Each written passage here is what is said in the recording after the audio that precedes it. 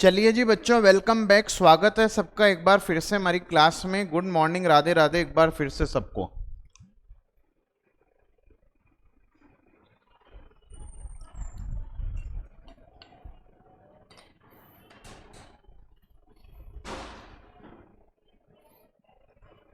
चलिए स्टार्ट करेंगे अपन क्लास को। आइए,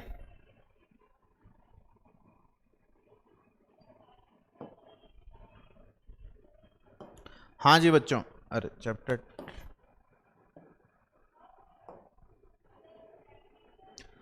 तो जो हमारी पिछली क्लास हुई थी उसके अंदर हम लोग सेक्शन 49 से लेके 55 तक की सेक्शंस कवर कर चुके थे दोस्तों। अब हम हमारी जो अभी की क्लास है उसमें हम 3 सेक्शंस कवर करेंगे। सेक्शन नंबर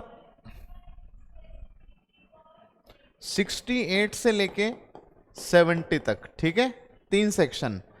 उसके बाद 71, 72 अपने सिलेबस में है नहीं, हटा दी गई है। तो सेक्शन 68 से लेके 70 तक आइए दोस्तों, अपन चर्चा करेंगे। तो आ जाइए आप सब लोग। सबसे पहले आएंगे सेक्शन नंबर 68 पे।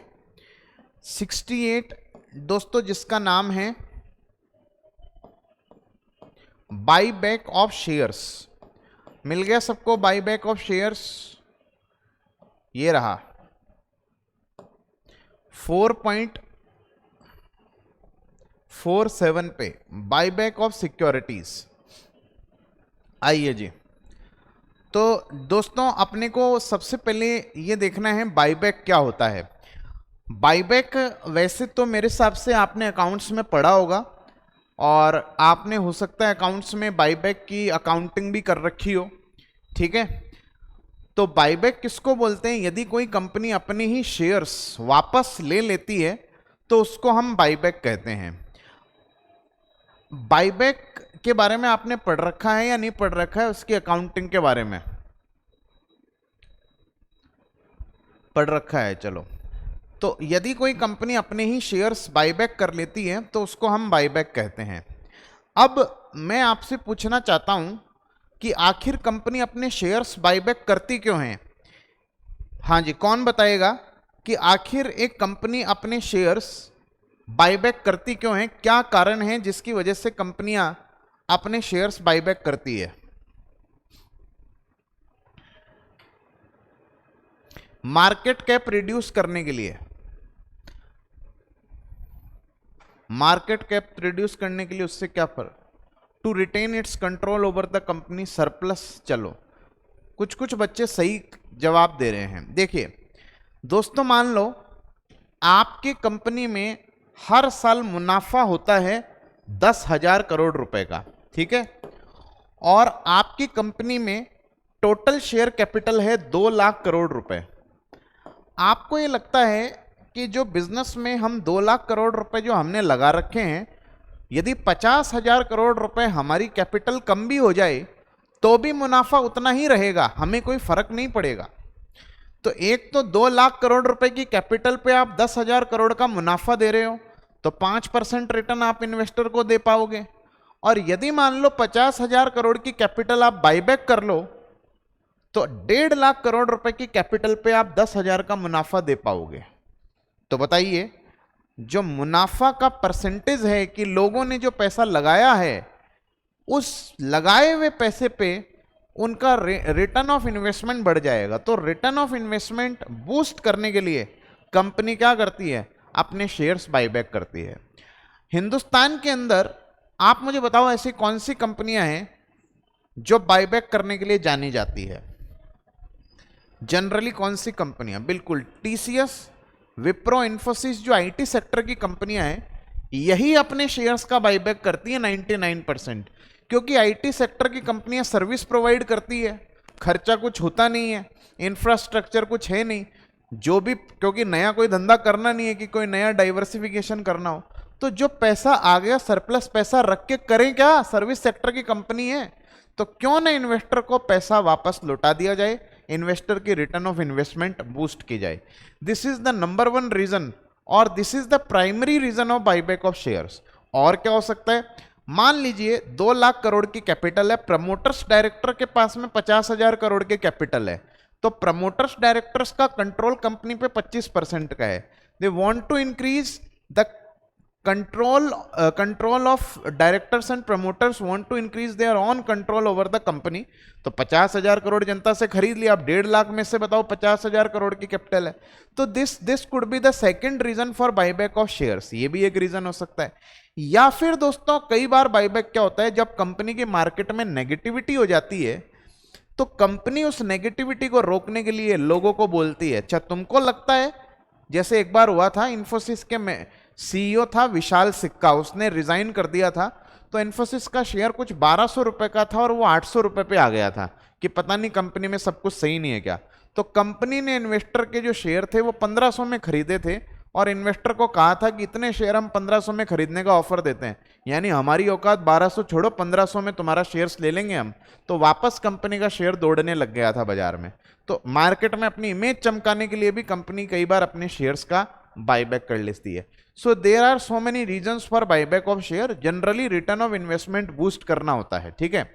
तो अब यदि सबसे पहला सेक्शन 68 सबसेक्शन 1 जो आएगा, source of funds for buyback of shares, कि यदि कोई कंपनी बायबैक करती है, ठीक है, कुछ दिन पहले ही किया था बायबैक टीसीएस ने, बिल्कुल बेटा टीसीएस ने अपने शेयर्स का बायबैक किया था कुछ दिन पहले 4500 रुपए पर शेयर के हिसाब से, ठीक है। मार्केट में भाव उस समय 3600-3700 चल रहा था, अभी तो मार्केट टूट गया तो 3300 ही के आसपास चल रहा है। तो उस समय 3600-3700 का शेयर 4500 रुपए में कंपनी ने बायबैक किया था। अब दोस्तों securities of source of funds for buyback of share, सबसे पहला, यदि आप अपने शेयर्स का बायबैक करते हैं तो बायबैक करोगे तो आपको पैसा लाना पड़ेगा। मैंने भी अप्लाई किया था बायबैक के लिए, अच्छा अनुराग पिटालिया कह रहे हैं, चलिए बेटा अच्छी बात है, आपने अप्लाई किया था और शायद 6 में से कोई एक शेयर बायबैक टीसीएस ने किया था, ऐसा कुछ रेशियो था शायद, ठीक है। तो ये देखो अपन देखते हैं कि पैसा अब कंपनी कहां से निकालेगी। तो सबसे पहला जो पैसा कंपनी निकालेगी बायबैक के लिए, क्योंकि लोगों को पैसा वापस देना है, तो उस पैसे को कहां से विड्रॉ करेंगे, आप फ्री रिजर्व से उस पैसे को विड्रॉ कर सकते हैं बायबैक के लिए, ठीक है। उसके अलावा दूसरा सोर्स है security premium account. Security premium account से भी हम पैसा लगाकर हमारी सिक्योरिटीज का बायबैक कर सकते हैं, ठीक है। तो security premium account is also the source for buyback of shares. और हम लोगों ने सेक्शन जब 52 पढ़ी थी, utilization of security premium account, तो हम लोगों ने वहां पर भी देखा था सिक्योरिटी प्रीमियम अकाउंट का एक यूज बायबैक करना भी होता है। और तीसरा है proceeds of the issue of any share और अदर स्पेसिफाइड सिक्योरिटी, या फिर आप नए शेयर इशू करके उनसे जो पैसा आता है उससे भी पुराने वाले शेयर्स का बायबैक कर सकते हैं, ठीक है। तो 3 सोर्स हैं, ये आपने पढ़ रखे होंगे अकाउंट्स में बायबैक करने के। होप सो गाइस आपको समझ में आ गया है यहां तक, ठीक है। लेकिन ध्यान रखना कि आपने मान लो बायबैक करना है तो फ्रेश इशू करके जो कैपिटल आएगी उसी से बायबैक कर सकते हो। आपने मान लो पहले आज से 6 महीने पहले कोई शेयर इशू किए, उससे पैसा आया है, उस पैसे को अभी यूज नहीं किया, उससे आप पुराने और कुछ और पुराने शेयर्स बायबैक करना चाहो वो संभव नहीं है। फ्रेश सिक्योरिटीज इशू करके ही आप क्या कर सकते हो, बायबैक कर सकते हो। क्योंकि अर्लियर जो आपने पैसा रेस कर लिया उससे आप बायबैक क्यों नहीं कर सकते दोस्तों, क्योंकि उसमें तो आपने लोगों को बोला होगा ना कि हम अपना पैसा इस धंधे में लगाएंगे, तो फिर आप बायबैक में क्यों लगा रहे हो उनका पैसा। हमने पैसा इसलिए थोड़ी दिया था कि पुराने इन्वेस्टर्स को पेमेंट कर दो, तुम बायबैक कर लो। हाँ, हम लोगों ने नए शेयर्स फ्रेश सिक्योरिटीज इशू करके बायबैक किया, इसका मतलब हम लोगों ने इन्वेस्टर को बोल दिया है कि यस हम लोग आपके जो पैसा आएगा उसका इस्तेमाल बायबैक के लिए करेंगे। तो they are already aware about कि कहाँ पे उनका पैसा यूज होगा, ठीक है। तो होप सो गाइस समझ में आ गया होगा फ्रेश सिक्योरिटीज इशू करके बायबैक क्यों करते हैं, अर्लियर सिक्योरिटीज से जो पैसा आया है उससे बायबैक क्यों नहीं कर सकते। तो यहां तक सबसे पहला टॉपिक कंप्लीट हो चुका है, सोर्सेज क्या होते हैं बायबैक के, इसमें इतनी बातें ध्यान रखनी है। अब अगला टॉपिक है कंडीशंस फॉर बायबैक। बायबैक करने के लिए क्या क्या कंडीशंस कंपनी को फुलफिल करनी पड़ेगी। तो सबसे पहली कंडीशन है कि कंपनी आर्टिकल्स के द्वारा अथोराइज्ड होनी चाहिए। कंपनी के आर्टिकल्स ऑफ एसोसिएशन में बाईबैक से रिलेटेड प्रोविजन होना चाहिए। एओए में लिखा हुआ होना चाहिए कि कंपनी अपनी सिक्योरिटीज को बाईबैक कर सकती है, तभी अपनी सिक्योरिटीज को कंपनी बाईबैक कर पाएगी, अदरवाइज कंपनी अपनी सिक्योरिटीज को बाईबैक नहीं कर पाएगी। ठीक है, चलिए उसके बाद में दोस्तों, यदि आप अपनी कंपनी की सिक्योरिटीज का बाईबैक करते हो तो आपको क्या करना पड़ेगा। अब देखो यहां पर ध्यान से सुनिएगा दोस्तों, ये इतना पॉइंट मैं आपको पूरा पढ़ाने जा रहा हूं, इतना पॉइंट एक बार मेरे को कंप्लीट कर लेने देना, फिर ये 2 पॉइंट आप अपने आप पढ़ लेना, आपको समझ में आ जाएगा। देखो देखो बाईबैक जो है दोस्तों, जो बाईबैक है वो आपका paid up share capital, buyback का जो अमाउंट है वो आपकी paid up share capital, buyback का जो अमाउंट है वो paid up share capital plus free reserve. और ध्यान से सुनिएगा, बाईबैक वाली सेक्शन 68 है, इसमें सिक्योरिटी प्रीमियम अकाउंट भी फ्री रिजर्व में इंक्लूड होता है। तो मैं एक तरह से यहां पर ऐसा बोल देता हूं, पीएफएस बाईबैक का जो अमाउंट है वो paid up share capital, security premium और फ्री रिजर्व के टोटल के 10% से ज्यादा नहीं है। बाईबैक का जो अमाउंट है दोस्तों वो जो है वो लेस देन या इक्वल्स टू है किससे, paid up share capital, free reserve, security premium के टोटल के 10%। ठीक है, उस केस में अपने को केवल बोर्ड रिजोल्यूशन पास करना पड़ेगा। मान लो आपका पीएफएस 100 करोड़ का है और आप बाईबैक 10 करोड़ रुपए की कैपिटल का बाईबैक करना चाह रहे हैं, you need not to take the permission from share holder, you only need to take the approval of board of director, only board resolution is sufficient for buyback of 10% of share of company। ठीक है, but यदि कोई company buyback जो कर रही है, buyback का जो अमाउंट है वो आपका बेटा क्या कर रहा है, एक्सीड कर रहा है किससे, paid up share capital, free reserve, security premium. ठीक है, बाईबैक का जो अमाउंट है paid up share capital, free reserve, security premium के 10% से एक्सीड कर रहा है, तो उस केस में आपको क्या करना पड़ेगा, स्पेशल रिजोल्यूशन पास कराना पड़ेगा, मेंबर्स की आपको कंसेंट लेनी पड़ेगी।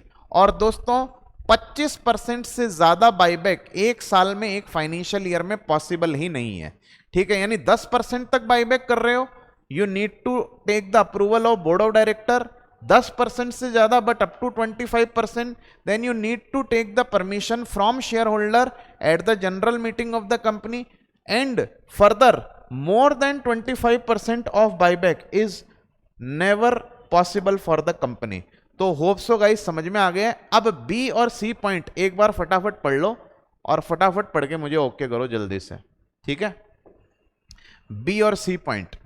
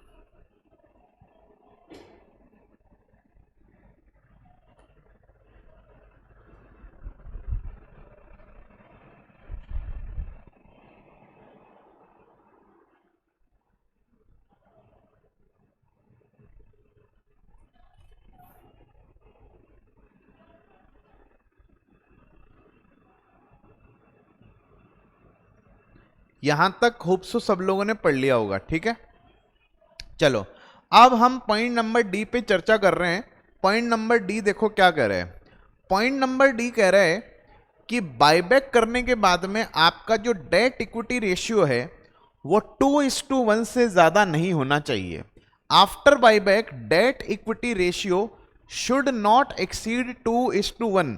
इसका मतलब इतनी कैपिटल बायबैक मत कर लो कि आपकी डेट आपकी कैपिटल के 2 गुने से ज्यादा चले जाएं। इतनी कैपिटल बायबैक मत करो। अकाउंट्स में पढ़ा होगा आप लोगों ने, इस तरह के प्रैक्टिकल क्वेश्चन आते हैं। दोस्तों मैं आपसे पूछना चाह रहा हूं, एक कंपनी की पेड अप शेयर कैपिटल है, ध्यान से सुनना, एक कंपनी की पेड अप शेयर कैपिटल है 120 करोड़ रुपए की, और एक कंपनी के जो डेट हैं वो हैं 200 करोड़ रुपए के। बताइए एक कंपनी मैक्सिमम कितने रुपए की कैपिटल का बायबैक कर सकती है? सोच समझ के बताना मुझे। 20 करोड़ ही कैपिटल बायबैक कर सकती है, 120 करोड़ का 25% नहीं कर सकती, क्योंकि 120 करोड़ का 25% कर लिया तो वो 30 करोड़ होता है, आपकी कैपिटल 90 करोड़ हो जाएगी आफ्टर बायबैक, और आपके डेट जो है वो आपकी कैपिटल के 2 टाइम्स यानी 180 करोड़ रुपीस से ज्यादा चले जाएंगे। तो मेक श्योर कि आफ्टर बायबैक the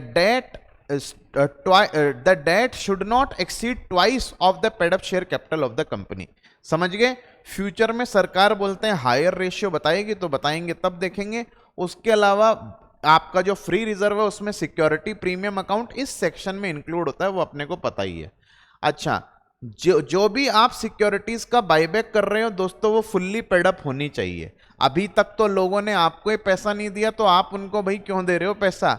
यदि किसी की पार्टली पेड अप सिक्योरिटीज है, किसी का कॉल्स इन एरियर चल रहा है या कंपनी ने कॉल नहीं किया, तो पार्टली पेड अप सिक्योरिटीज का बायबैक नहीं हो सकता है।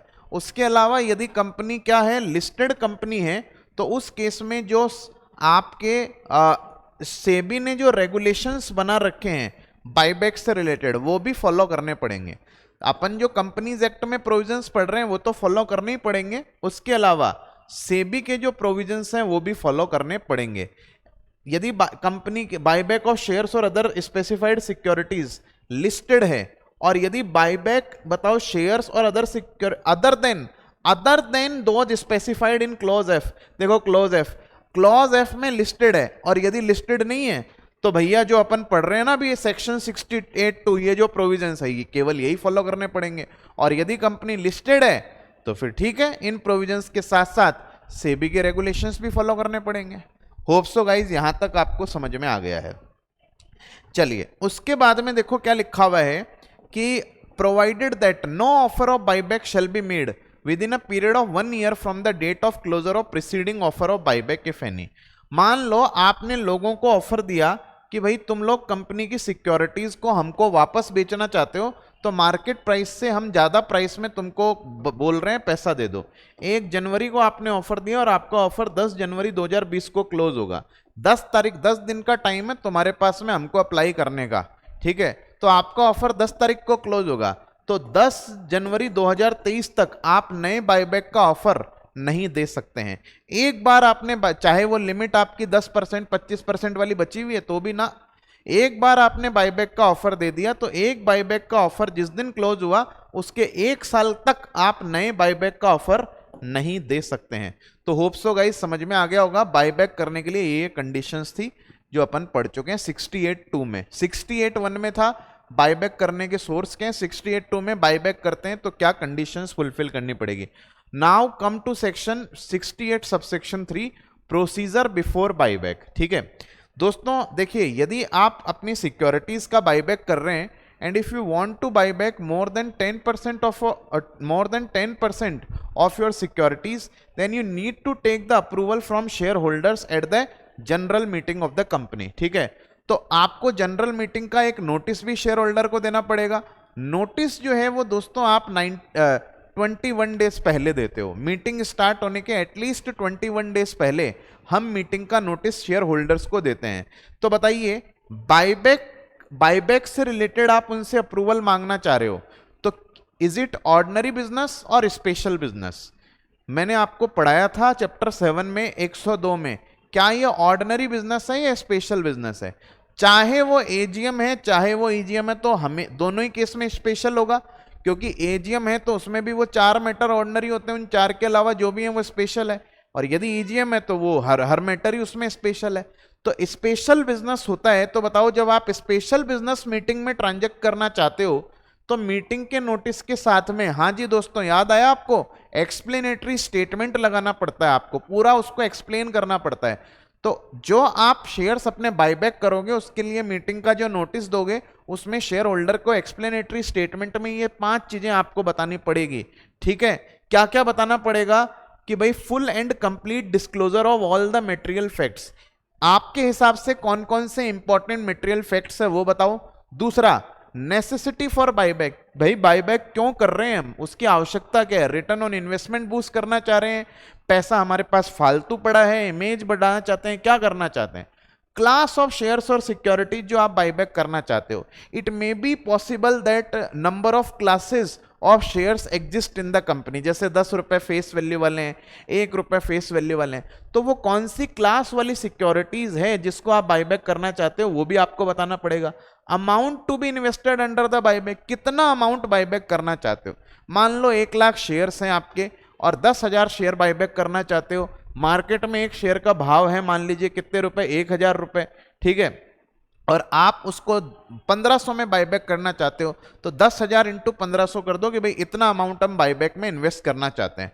Time limit for completion of buyback, buyback कब तक कंप्लीट हो जाएगा, यानी वो कौन सी डेट होगी जिस दिन शेयर होल्डर के अकाउंट में पैसा क्रेडिट हो जाएगा बायबैक का, ये भी आपको एक्सप्लेनेटरी स्टेटमेंट्स में दोस्तों बताना पड़ेगा। So this is section number 68 subsection number 3, ठीक है।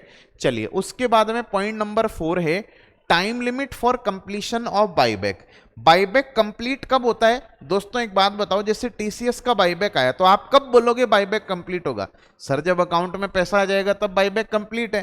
तो बायबैक जिस दिन आपने रिजोल्यूशन पास किया, यदि आप 10% तक की कैपिटल बायबैक करना चाहते हैं तो आपने बोर्ड रिजोल्यूशन पास किया होगा, और यदि आप 10% से ज्यादा कैपिटल बायबैक करना चाहते हैं तो आपने एसआर पास किया होगा। तो बोर्ड रिजोल्यूशन या special resolution whatever the case में भी, जिस दिन वो रिजोल्यूशन पास हुआ उसके 12 महीने के अंदर अंदर बायबैक कंप्लीट हो जाना चाहिए, यानी उसके 12 महीने के अंदर अंदर शेयर होल्डर के अकाउंट में पैसा क्रेडिट हो जाना चाहिए। तो क्या लिखा हुआ है, every buyback shall be completed within 12 months from the date of passing of SR और बोर्ड रिजोल्यूशन, जो भी जो जैसा भी सिनेरियो बनता है उस हिसाब से, ठीक है।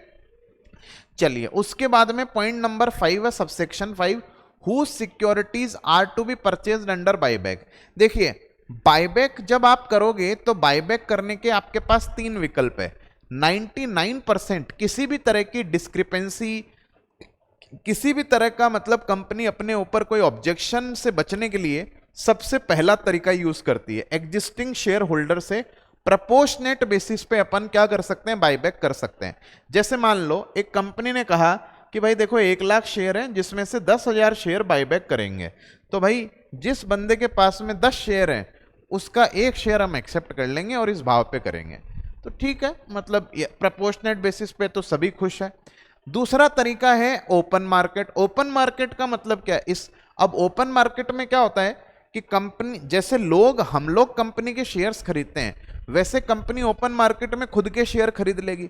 अब आप बोलोगे सर एक कंपनी के बैलेंस शीट में खुद के शेयर कैसे हो सकते हैं, लेकिन वो खरीद के उनको खत्म करेगी ना, तो दूसरा तरीका वो भी ओपन मार्केट। लेकिन open market is not considered a good approach, because उससे कंपनी की गुडविल स्पॉइल होती है मार्केट में, कि आप बड़े अमाउंट में शेयर खरीद रहे हो तो शेयर का भाव कम होता जा रहा है, फिर कम दाम पे आप शेयर खरीद के उनको खत्म कर दोगे। So this is not a good approach, ठीक है, वो कंपनी की गुडविल को, इमेज को स्पॉइल करती है वो चीज। ऊपर वाला तरीका बढ़िया। तीसरा तरीका ये भी ठीक है कि आपने बताओ क्या किया, आपने स्वेट इक्विटी शेयर्स के रूप में अपने एम्प्लॉयज या डायरेक्टर को शेयर दिए होंगे, तो उनको बोल दो कि भाई तुम्हारे शेयर वापस दे दो, लो तुमको मार्केट प्राइस से ज्यादा दे देते हैं, हम पब्लिक में नहीं जाना चाहते, घर की बात घर में ही निपटा लेते हैं। तो this is also the manner कि आप जो है वो सिक्योरिटी जो आपने एम्प्लॉयज को स्वेट इक्विटी शेयर या ईसॉप के तहत दी है उसकी सिक्योरिटीज को आप खरीद लो। तो 3 तरह से आप बायबैक कर सकते हो, ठीक है। चलिए उसके बाद में सेक्शन 68 सबसेक्शन 6 देख रहे हैं, अच्छा एक बात बताओ, 68(1) से लेके 68(5) तक किसी को कोई डाउट है तो बता दो, डाउट नहीं है तो मुझे नो डाउट लिख दो ताकि मैं आगे मूव करूं, ठीक है। समझ रहे हो बात बायबैक की मेरे हिसाब से सब लोग? चलिए कोई डाउट नहीं है तो मैं आगे मूव कर रहा हूं, ऑल क्लियर है। 68 सबसेक्शन 6 में अपन चर्चा कर रहे हैं जिसका नाम है डिक्लेरेशन ऑफ सॉल्वेंसी वाला। देखिए अब कई बार कंपनी के जो डायरेक्टर्स प्रमोटर्स होते हैं वो बड़े चालाक और बड़े बदमाश होते हैं, तो उनकी चालाकी और उनकी बदमाशी हम लोगों को रोकनी पड़ती है।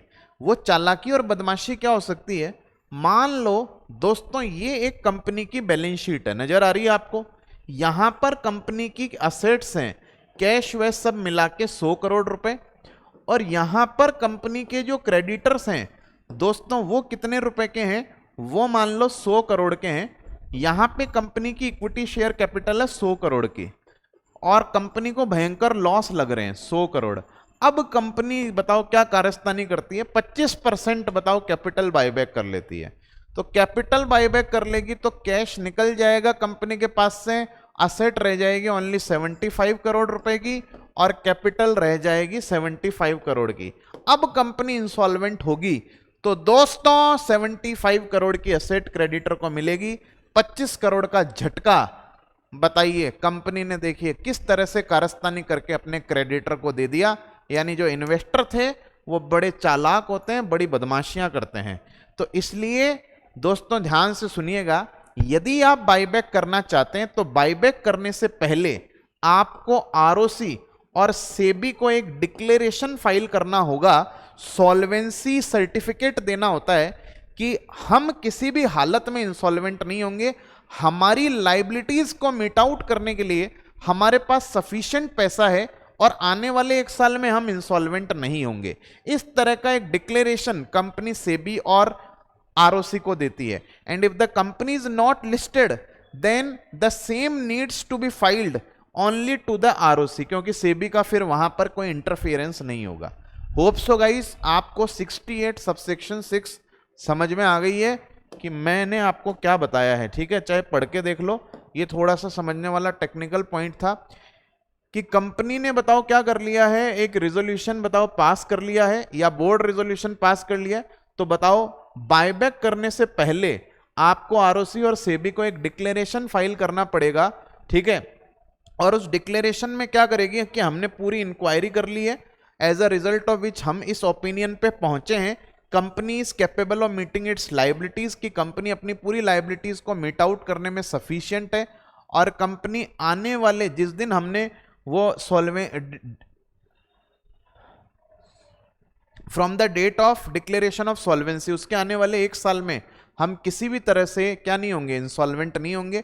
और वो सॉल्वेंसी डिक्लेरेशन जो है वो या तो 2 डायरेक्टर साइन करेंगे जिसमें से एक एमडी होना चाहिए, यदि एमडी है तो। होप सो गाइस समझ में आ गया। एंड इफ द कंपनी यदि लिस्टेड नहीं है तो उस केस में सेबी को आपको बताओ क्या करने, सेबी को डिक्लेयर वो सॉल्वेंसी सर्टिफिकेट फाइल करने की नीड नहीं है। चलिए अब हम जो है वो 68 सबसेक्शन 7 पढ़ रहे हैं, एक्सटिंग्विशमेंट ऑफ सिक्योरिटीज। एक्सटिंग्विश का मतलब होता है सिक्योरिटीज को खत्म कर देना। दोस्तों 100 करोड़ की सिक्योरिटीज में से आपने 8 करोड़ की सिक्योरिटी मान लो बायबैक कर ली, तो भैया बायबैक हो गई तो उन शेयर्स का कोई अस्तित्व नहीं है। आप उन शेयर से रिलेटेड जितने भी शेयर सर्टिफिकेट है वो सब फाड़ दो, जला दो, खत्म कर दो। जिस दिन बायबैक कंप्लीट हुआ उसके 7 दिन के अंदर अंदर, 7 डेज के अंदर अंदर हम उन सिक्योरिटीज को फिजिकली डिस्ट्रॉय करेंगे। कहीं कल को कोई शेयर सर्टिफिकेट किसी के हाथ में लग जाए, कोई बोल दे नहीं ये शेयर्स मेरे हैं, जबकि वो तो खत्म हो चुके हैं ना। तो आप क्या करो कि जैसे ही बताओ क्या कर लिया आपने, सिक्योरिटीज का बायबैक कर लिया, बायबैक करने के कितने दिन के अंदर, 7 दिन के अंदर अंदर दोस्तों आपको वो सिक्योरिटीज फिजिकली डिस्ट्रॉय करनी पड़ेगी। होप सो यहां तक आपको बात समझ में आ गई है मेरी, ठीक है। चलिए कोई कंफ्यूजन नहीं है। अच्छा अगला पॉइंट है दोस्तों, अगला पॉइंट ये है कि अगला पॉइंट है कूलिंग पीरियड। कूलिंग पीरियड का मतलब देखो क्या है कि डियर एक बार आपने अपनी सिक्योरिटीज क्या कर ली, बायबैक कर ली। 1 मिनट रुकें भाई।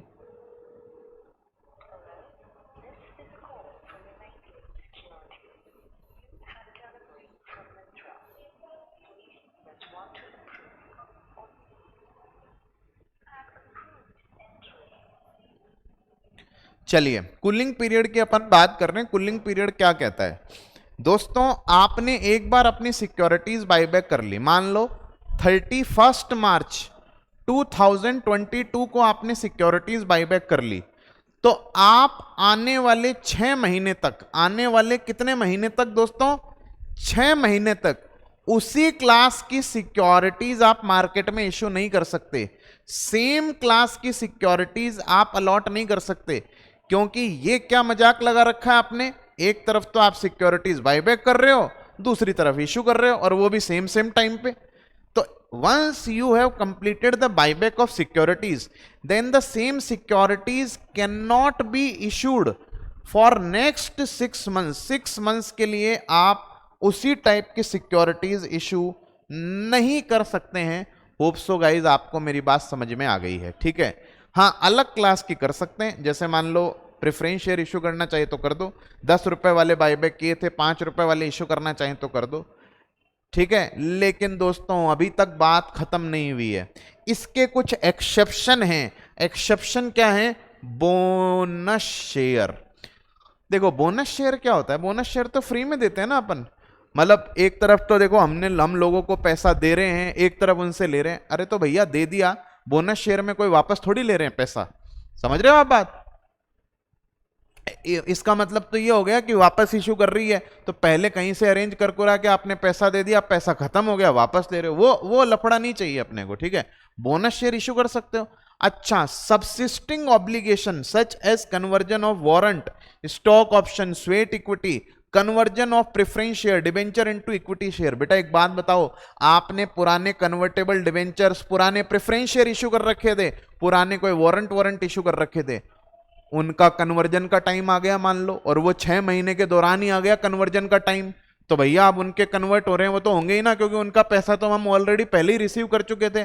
अब उस टाइम पे कन्वर्ट कर रहे हैं तो कन्वर्ट करते टाइम कोई वापस पैसा थोड़ी लेंगे, समझ रहे हो आप बात? तो मतलब आपके ऑलरेडी सबसिस्टिंग ऑब्लिगेशन चल रही है और वो शेयर्स में यदि कन्वर्ट हो रहा है तो ठीक है, वो पैसा तो आप ऑलरेडी ले ही चुके हो ना, आपको नया पैसा अरेंज नहीं कर रहे वहां से, वो आप कर सकते हो 6 महीने के दौरान। लेकिन सेम क्लास के शेयर्स इश्यू करके लोगों से कैश या बैंक में पैसा, ना ना ना ना, वो नहीं ले सकते आप, ठीक है। चलिए अगला है रजिस्टर ऑफ बायबैक। तो दोस्तों ध्यान रखना, बायबैक कंप्लीट होने के बाद में कंपनी बायबैक का एक रजिस्टर मेंटेन करेगी, जिसमें कंपनी बताएगी कि हाँ रजिस्टर में इतने सिक्योरिटीज हमने खरीदी है, उसके बदले इतना पैसा दिया है, इस दिन हमने सिक्योरिटीज कैंसिल की है, ठीक है, इस दिन फिजिकली हमने डिस्ट्रॉय की, ये सारी डिटेल लिख देगी उस रजिस्टर में। Filing of return of buyback, इसमें देख लेना बायबैक कंप्लीट होने के डेट याद कर लेना, 30 दिन आएगी, कहाँ गए, हाँ, with in 30 days, buyback complete होने के 30 दिन के अंदर अंदर अपन रजिस्ट्रार और सेबी दोनों को बायबैक की एक रिटर्न फाइल करेंगे, और लिस्टेड नहीं है तो सेबी को फाइल करने की नीड नहीं है, केवल आरओसी को फाइल कर दो। सब सेक्शन 11 आपसे हो सके तो याद कर लेना, वरना छोड़ देना, पेनल्टी क्या है जो, ठीक है। चलिए तो सेक्शन 68 हमारी खत्म हो चुकी है। अब एक दो बच्चों ने डाउट पूछा था, उनका डाउट ऊपर निकल गया एक्चुअली में, वो थोड़ा चैट छोटा दिखता है, मेरे हाथ में नहीं है यहाँ पे स्क्रॉल करना इस वाले। ऐसी कोई टाइम लिमिट नहीं है क्या कि 1 साल में कितनी बार बायबैक कर सकते हैं? 1 साल में 1 बार ही होगा, क्योंकि उसका कारण है एक बार बायबैक को ऑफर दे दिया ना आपने, तो अगले 1 साल तक आप बायबैक का ऑफर दे ही नहीं सकते। वैसे भी एफ और जी पॉइंट बता दूं एक बार, एफ और जी सेकंड पॉइंट का पूछ रहे हो। एफ पॉइंट तो है बेटा कि बायबैक जो है, ठीक है, एफ पॉइंट है लिस्टेड कंपनी है तो सेबी के रूल्स रेगुलेशंस भी फॉलो करने पड़ेंगे आपको बायबैक के लिए, और लिस्टेड नहीं है यानी जी बोल रहा है एफ के अलावा, यानी एफ में लिस्टेड बता रखा है तो जी में फिर नॉन लिस्टेड हो गए, तो नॉन लिस्टेड है तो ये जो 68(2) ही तो पढ़ रहे हैं अपन, ए से लेके ऊपर तक के जो ई पॉइंट पढ़े हैं ये प्रोविजन फॉलो करो, फिर सेबी के प्रोविजंस नहीं लगेंगे आपको।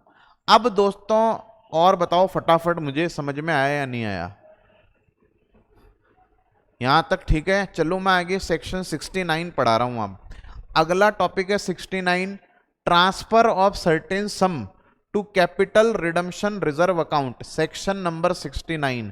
भाई बहुत ही सिंपल पॉइंट है, मैं नहीं पढ़ाऊं तो भी तुमको आता है ये। दोस्तों मुझे एक चीज बताओ, आपके शेयर की फेस वैल्यू है 100 रुपए, आपके शेयर की मार्केट वैल्यू है 300 रुपए, और आपने शेयर खरीदा है कितने रुपए में?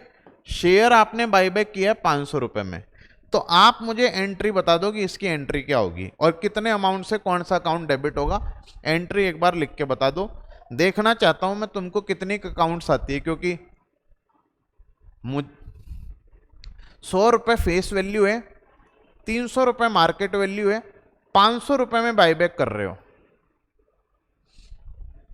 एंट्री एक बार में लिखनी है बेटा। लो छोड़ो, मैं ही बताता हूं। देखो कैपिटल कभी भी डेबिट और क्रेडिट फेस वैल्यू से होती है, हमेशा ध्यान रखना। आप यदि चाहे इशू करो चाहे रिडीम करो, हमेशा डेबिट और क्रेडिट से होती है। बिल्कुल, ज्यादातर बच्चे सही जवाब दे रहे हैं। Equity share capital account debit कर दो आप।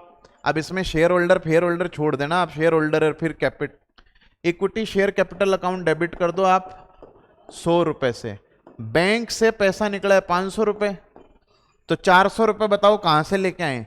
400 रुपए फ्री रिजर्व से ले लो, सिक्योरिटी प्रीमियम से ले लो।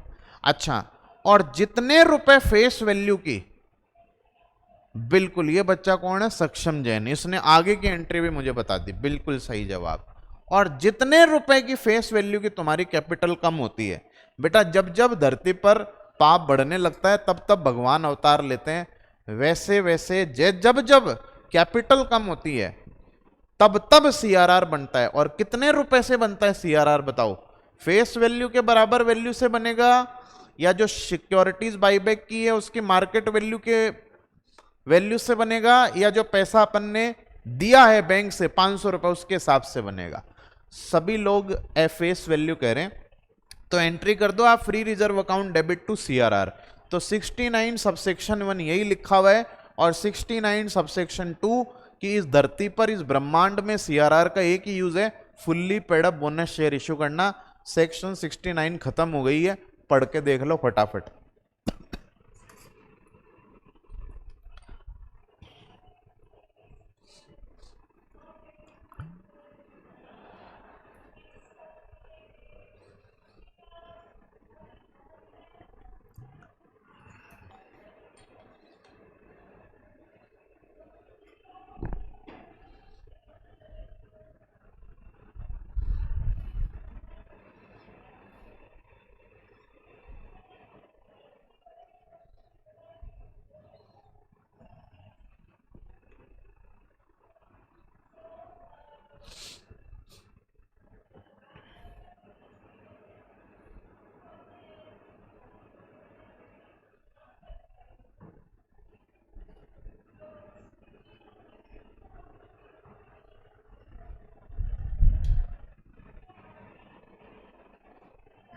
चलिए जी, आइए, तो हम लोग इतना पढ़ चुके हैं। अब सेक्शन 70 पे चर्चा करेंगे, जिसका नाम है prohibition for buyback in certain circumstances. तो देख लो भाई, कुछ केसेज में प्रोहिबिशन नहीं हो सकता।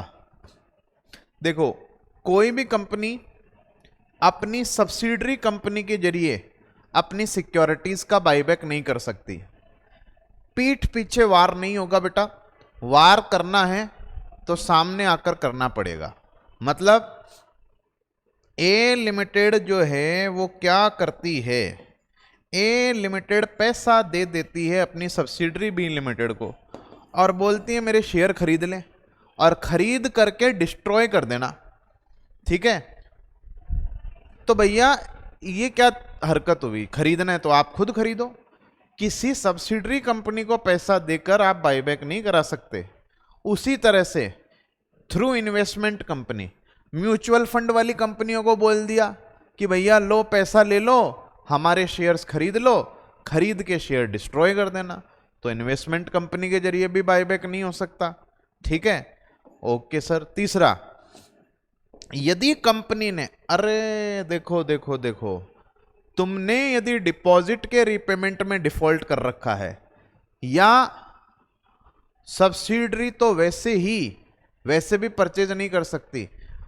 अनुज बेटा सही सवाल पूछा है, लेकिन परचेज करके वो बुक्स में होल्ड नहीं कर रही ना बेटा, वो तो डिस्ट्रॉय कर रही है, तो वो भी नहीं हो सकता, इसलिए वो लिखा गया है। ठीक है, समझ गए? कि कल को कंपनी बोले कि हम तो होल्ड थोड़ी कर रहे हैं, हम तो डिस्ट्रॉय तो कर रहे हैं खरीद के। कंपनी ने हमें पैसा दिया, उस पैसे से हमने शेयर खरीद लिए, शेयर खत्म कर दिए, हमारी बुक्स में तो इफेक्ट नहीं है। जो पैसा आया वो पैसा हमने लगा दिया, और जो शेयर हैं वो हमने डिस्ट्रॉय कर दिए। तो ये नहीं हो सकता है। ठीक है, उसके बाद में यदि कंपनी ने डिपॉजिट के रीपेमेंट में, या डिपॉजिट के ऊपर दिए जाने वाले इंटरेस्ट के पेमेंट में, या फिर डिबेंचर्स के रिडम्पशन में, या प्रेफरेंस शेयर्स के रिडम्पशन में, या उनके ऊपर दिए जाने वाले इंटरेस्ट के, या उसके ऊपर दिए जाने वाले डिविडेंड के पेमेंट में, या फिर ऑलरेडी कंपनी का कोई लोन चल रहा है तो उस लोन के पेमेंट में, या लोन के ऊपर दिए जाने वाले इंटरेस्ट के पेमेंट में कंपनी ने किसी भी तरह का कोई डिफॉल्ट कर रखा है तो कंपनी को बायबैक नहीं करने दिया जाएगा। आप लोगों को पैसे देने के लिए तो बताओ क्या है, लोगों से जो आपने उधार ले रखा है वो तो आपसे चुकाया ही नहीं जा रहा, और आप बोल रहे हो कि हम यूरोप घूम के आएंगे। तो भैया लोगों से जो पैसा ले रखा है डिपॉजिट, उसका पेमेंट नहीं कर पा रही है कंपनी, उस पर इंटरेस्ट नहीं दे पा रही है, डिविडेंट जो था वो नहीं दे पा रही है प्रेफरेंस शेयर्स पे, बैंक फाइनेंशियल इंस्टीट्यूशन से लोन लिया था उसका पेमेंट इंटरेस्ट नहीं दे पा रही है, और बोल रही है बायबैक कर लो, शेयर होल्डर को पैसा दे दो। अरे इस कंपनी के रिसोर्सेज को पहले क्रेडिटर्स को देने में यूज किया जाता है, समझ गए, तो भी बायबैक नहीं कर पाएगी। और लास्ट इसमें लिखा, देखो एक पॉइंट ये ध्यान रख लेना दोस्तों, डिफॉल्ट आपकी खत्म हुई, डिफॉल्ट जिस दिन आपकी क्या हुई, खत्म हुई, डिफॉल्ट चल रही है तब तो आप बायबैक कर ही नहीं सकते। डिफॉल्ट खत्म होने के 3 साल तक भी आप बायबैक नहीं कर सकते। डिफॉल्ट चल रही है आपकी 30 सितंबर 2022 तक आपकी डिफॉल्ट चली, तब तो आप बायबैक कर ही नहीं सकते। 30 सितंबर 2022 को जो भी लायबिलिटी थी वो आपने पे कर दी, तो 30 सितंबर 2025 तक भी आप बायबैक नहीं कर सकते, क्योंकि हो सकता है कि आपने इधर उधर से कहीं पैसा लाद के कर दिया हो पेमेंट, तो भैया कंपनी की पोजीशन डावाडोल है ना, उस पैसे को शेयर होल्डर को मत दो, 3 साल तक का इंतजार करेंगे। और लास्ट में लिखा हुआ है एक और केस में बायबैक नहीं कर सकते। देखो यदि कंपनी ने एनुअल रिटर्न फाइल करने में डिफॉल्ट के 92 में पड़ा था, या कंपनी ने 123 में डिविडेंड डिक्लेयर करते हैं, तो वो जो डिविडेंड डिक्लेयर करने का सोर्स होता है, किसको देना होता है, वो सारी रिक्वायरमेंट्स थी, उसमें से कोई डिफॉल्ट कर दिया। 127 में 30 दिन के अंदर पेमेंट करना होता है, वो नहीं किया। फाइनेंशियल स्टेटमेंट आपको आरओसी के पास फाइल करने होते हैं, वो आपने नहीं किए। इस तरह का कोई डिफॉल्ट कर रखा है तो भी कंपनी बायबैक नहीं कर सकती। 4 जगह प्रोहिबिशन है, सब्सिडरी को पैसा देके बायबैक नहीं करा सकते, इन्वेस्टमेंट कंपनी को पैसा देके बायबैक नहीं करा सकते। उसके अलावा आपने यदि मान लो डिपॉजिट्स के ऊपर दिए, डिपॉजिट्स का रीपेमेंट, उसके ऊपर दिए जाने वाला इंटरेस्ट, प्रेफरेंस शेयर्स का पेमेंट, उनका डिविडेंड, लोन का पेमेंट, उसके ऊपर दिए जाने वाले इंटरेस्ट के पेमेंट में डिफॉल्ट कर रखा है तो भी आप बायबैक नहीं कर सकते हो। और एनुअल रिटर्न या फाइनेंशियल स्टेटमेंट, या आपने डिविडेंड डिक्लेयर करने में कोई गलती कर रखी है, या फिर डिविडेंड आप टाइम पे नहीं कर पाए, इस तरह की डिफॉल्ट है तो आप बायबैक नहीं कर सकते। ये प्रोहिबिशन सेक्शन 70 में बताया गया है। तो 3 सेक्शन वैसे अपनी खत्म हो चुके हैं, एक सेक्शन और कर लेते हैं, चलो 68 से 70 बायबैक तक की, ठीक है। तो 10 सेक्शन में आपको इस चैप्टर में करा चुका हूं, 49 से लेके 55 और 68 से लेके 70, ठीक है। इसमें किसी भी तरह का कोई डाउट है तो बताइए मुझे। हाँ जी बच्चों,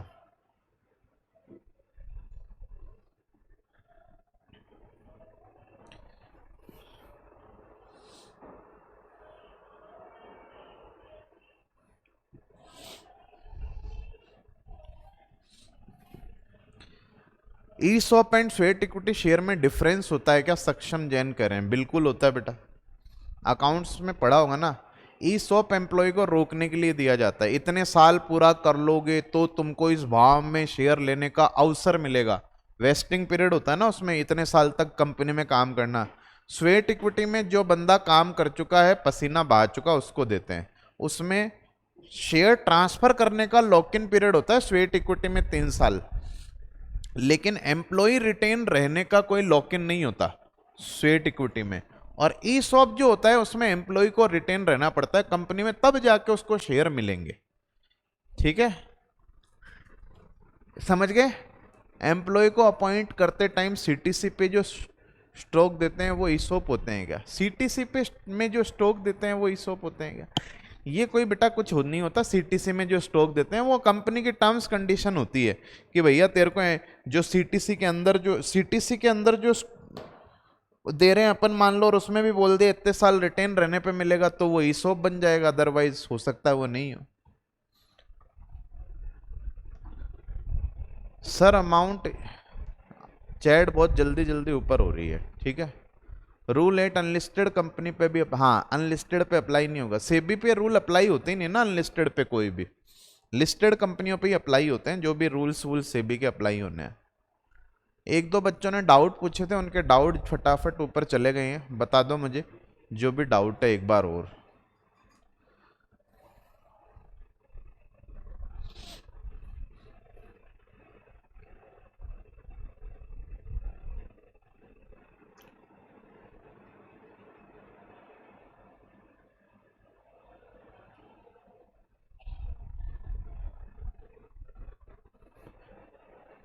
अमाउंट का डिफरेंस नहीं होता क्या? प्राइस पर इश्यू होंगे, वो तो कंपनी पे डिपेंड करता है ना, कंपनी क्या भाव रखती है। भाई स्वेट इक्विटी क्या है, जैसे मान लो आपने किसी कंपनी के लिए बहुत अच्छा काम कर लिया, अब कंपनी खुश होकर आपको फ्री में शेयर्स दे दिए या कम भाव पे आपको शेयर लेने का अवसर दे दिया, वो स्वेट इक्विटी है। एक ये है कि आपने काम अच्छा नहीं किया है या आपको कंपनी रोकना चाहती है, तो कंपनी बोलती है 3 साल तक आप रुक जाओ या 5 साल तक रुक जाओ। यदि आप 5 साल कंपनी में काम कर लोगे तो आज मार्केट वैल्यू 100 रुपये और आने वाले 5 साल में 200 हो जाएगी, फिर भी हम इतने शेयर आपको 50 रुपये पे अगले 3 साल के 5 साल के बाद में लेने का अवसर दे रहे हैं। ठीक है, वो ईसोप है, बस इतना सा डिफरेंस होता है। प्राइस क्या होगा और क्या होगा वो सब कंपनी देखेगी अपने हिसाब से, क्या करना है क्या नहीं, वो तो अलग अलग केस में अलग अलग होगा। ठीक है, चलो और कोई डाउट नहीं है। चलो फिर आज की चर्चा, कौन सी सेक्शन खत्म हो गई दोबारा बता दो? नेटवर्क इश्यू कौन सी? अरे सेक्शन 49 से 55 पढ़ ली अपन ने, 68 से 70 पढ़ ली। सेक्शन 55 का नोट बता दो, सेक्शन 55 का नोट कौन सा नोट है? कौन से नोट की बात कर रहे हो सेक्शन 55 में आप?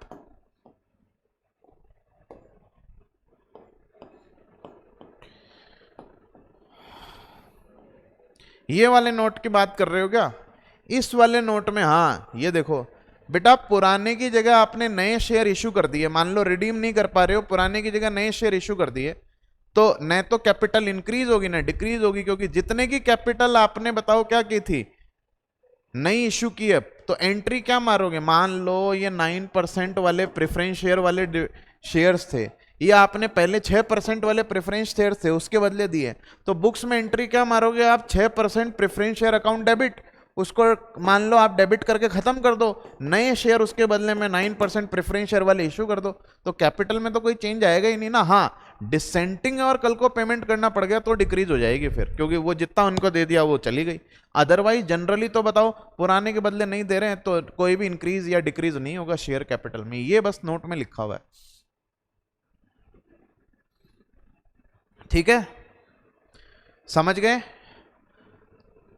चलिए आज की चर्चा फिर यहीं तक रखते हैं अपन। ठीक है, डिविडेंड, हाँ डिविडेंड का यदि मान लो आउटस्टैंडिंग है तो फिर आउटस्टैंडिंग डिविडेंड के बदले भी आप शेयर्स दे दोगे, फिर इंक्रीज हो जाएगी, ये भी हो सकता है। हाँ डीम्ड रिडम्पशन माना जाएगा यदि पुराने के बदले नए दे दिए। तो आज के लिए इतना ही रखते हैं, बाकी की चर्चा आपसे कल करेंगे। ओके जी, थैंक यू, बाय बाय सबको।